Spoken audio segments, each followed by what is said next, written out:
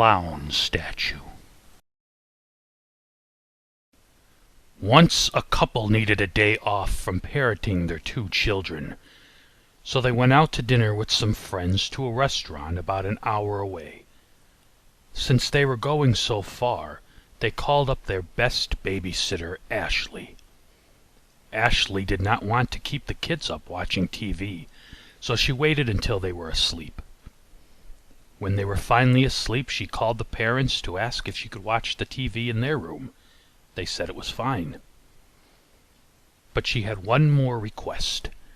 She asked if she could put a blanket over the clown statue in the corner of their room, because she has always been scared of clowns.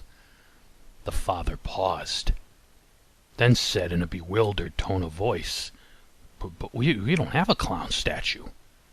Terrified, she slowly hung up the phone, with the father still yelling at her to call the police and get the kids out of the house.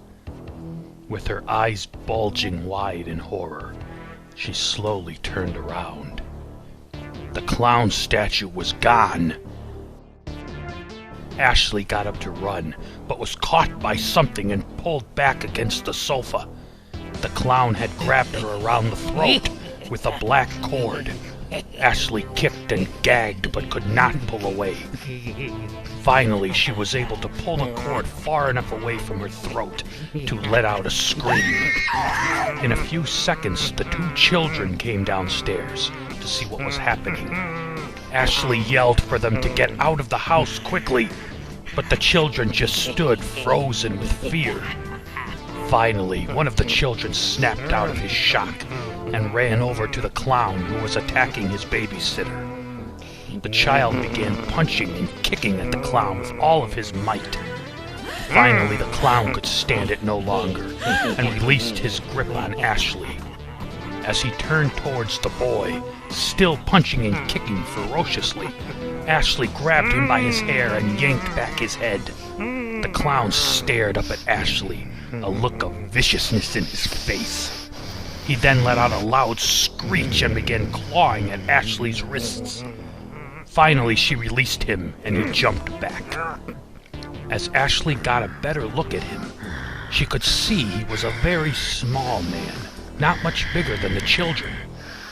Before she knew it, the man lunged on top of her, biting her hand and scratching at her face.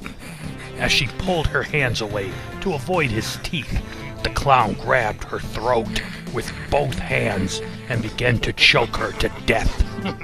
Just then there was a loud crack, and the clown fell off of her, screeching in pain. Ashley coughed and gasped for breath as she saw that the children were now holding weapons and attacking the little man with all of their might.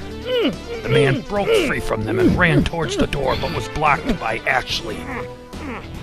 With blood dripping from his head and teeth, he stared at her with murder in his eyes. Just then, he was hit from behind by the children and fell right into Ashley's arms. With all of her strength, she lifted the little clown up and slammed him down onto the floor as hard as she could. The clown laid there motionless. After the police arrived, they explained to Ashley and the couple that the clown was actually a lunatic serial killer who had escaped from the mental hospital about a week ago. From what they discovered in the couple's attic, they realized that the lunatic had been living in their house since he escaped. Being a dwarf, the lunatic was not very strong and was killed instantly when Ashley slammed him to the ground and broke his neck.